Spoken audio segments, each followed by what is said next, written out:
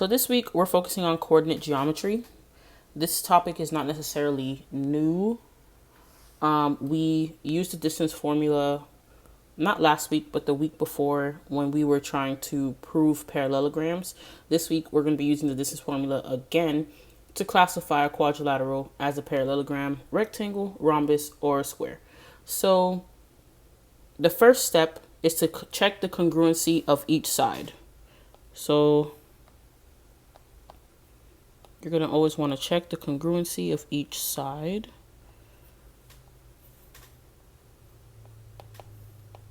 And then after you check the sides and use the distance formula on all four sides, you're going to want to check the congruency of both diagonals. So the first case one, is if it's a parallelogram. Case one, opposite sides are congruent and diagonals are not congruent. So opposite sides are congruent. I'm going to use my hash marks to indicate that opposite sides are congruent. Diagonals are not congruent. Case two, if it's a rectangle, opposite sides are going to be congruent. So this is congruent to this is congruent to this, and the diagonals are congruent. So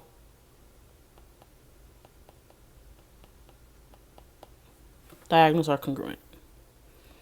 I'm going to use some red.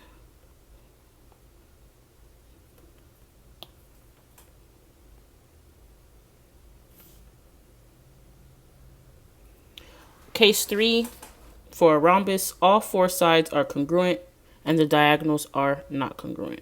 So all four sides are the same. And the last case is the case of a square. All four sides are congruent and the diagonals are congruent.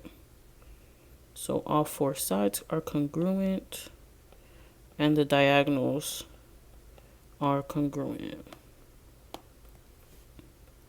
So we're going to use these properties and the distance formula to figure out what shape we have based off of some coordinate points.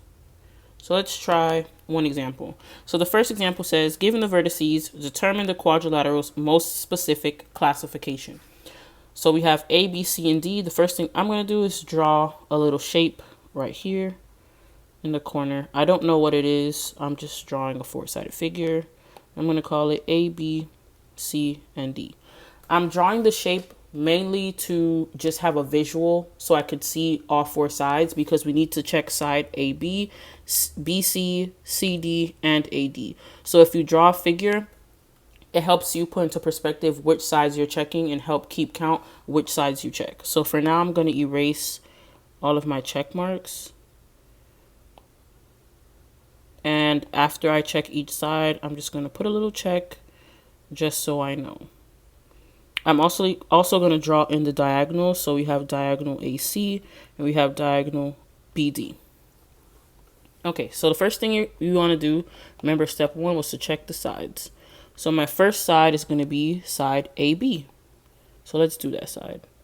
So we have AB, remember the distance formula is D equals the square root of x sub 2 minus x sub 1 squared plus y sub 2 minus y sub 1 squared.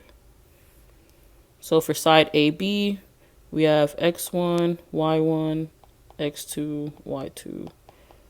So we're going to have the square root of 8 minus 9 squared plus negative 2 minus negative 4 squared.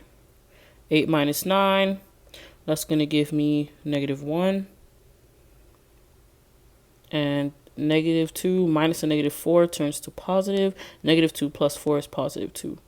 So I'm going to have 1 squared, which is 1, plus 2 squared, which is 4. And that's equal to the square root of 5. So that's side AB. Next, we're going to check side BC. BC. So I can go ahead and erase my x1, y1 for here. And I'm going to relabel x1, y1, x2, y2, square root my x2, 2 minus 8 squared plus negative 5 minus negative 2 squared equals the square root. So 2 minus 8, we're going to have negative 6.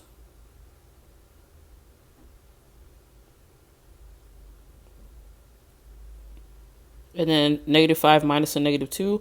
Minus a negative turns to a positive. Negative 5 plus 2 is negative 3. So we have negative 6 squared, which is 36, and negative 3 squared, which is 9. That gives us the square root of 45. Next side, let's check side DC. DC. So again, I'm just going to relabel.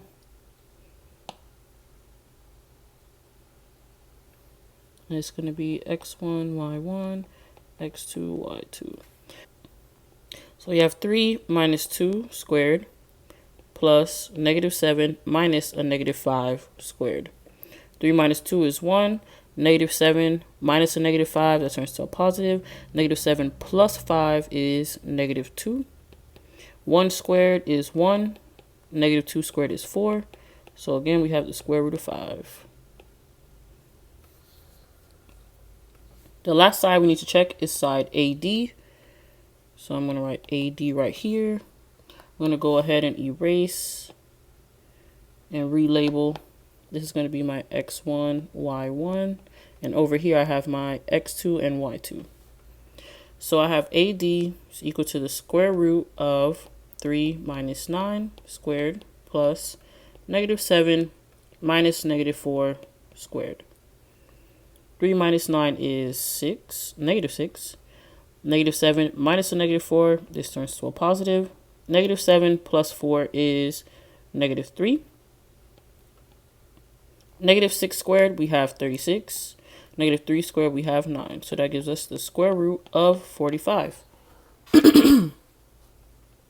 Now, we have all of the values needed for the sides. We checked the sides. And as you can see here, I'm going to go ahead and I'm just going to fill in right here. I'm going to erase my check marks. And instead of check marks, I'm just going to put the value of each side so that it gives me a perspective of what type of shape I'm looking at. So for AB, I have the square root of 5.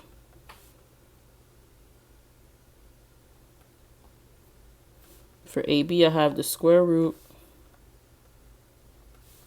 For AB, I have the square root of 5. For BC, I have the square root of 45.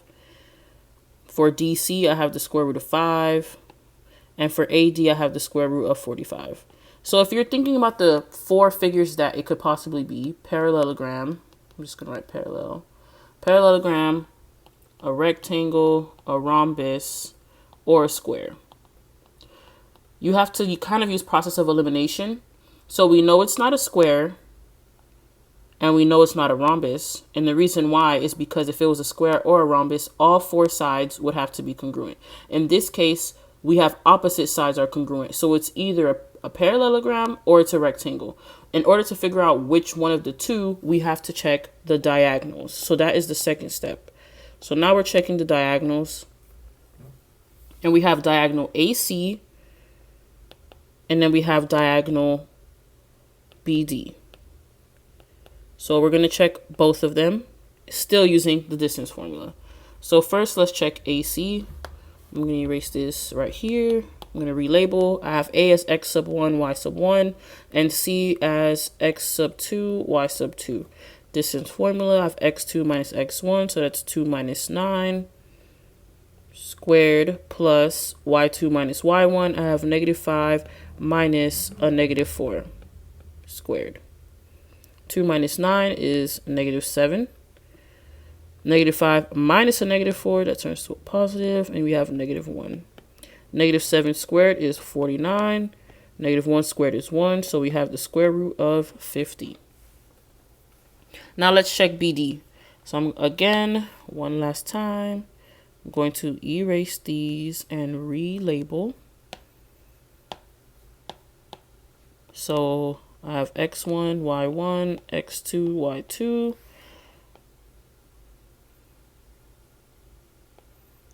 My x2 minus x1, I have 3 minus 8, plus my y2 minus y1, I have negative 7 minus a negative 2. 3 minus 8 is negative 5. Can't forget the squared.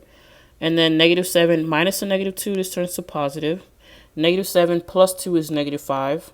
Negative 5 squared is, I'm going to write it down here. We have the square root of 25 because negative 5 squared is 25. And negative 5 squared again is 25. So again, we have the square root of 50. If you notice, these diagonals are congruent. Which one of these two have congruent diagonals? It's not a parallelogram. It is a rectangle. If we go back, it says parallelogram, opposite sides are congruent and diagonals are not congruent. Rectangle, opposite sides are congruent and diagonals are congruent. So between a parallelogram and a rectangle, it is a rectangle. So we're going to write here that ABCD is a rectangle. Let's try one more example. Let's try the second example. So in this second example, we have figure QRST. So the first thing I'm going to do again is I'm going to write, or rather I'm going to draw my figure. So I'm going to draw a four-sided figure, Q. Let me erase this. I'm going to draw a four-sided figure, Q, R, S, and then T. Remember, we are using the distance formula, so I'm going to write that as well. X2 minus X1 squared plus Y2 minus Y1 squared. And the first thing I'm going to do is I'm going to check all four sides. So let's check side QR. X1, Y1, X2, Y2. We're using the distance formula. So we have 1 minus negative 2 squared plus negative 5 minus negative 7 squared. 1 minus negative 2 turns to a positive. 1 plus 2 is 3. Minus a negative again over here turns to a positive. Negative 5 plus 7 is going to give you a positive 2. 3 squared is 9, and 2 squared is 4. 9 plus 4, that gives me the square root of 13. Now we're going to check RS. I'm not going to relabel here, but if you need to, on your paper, you can relabel.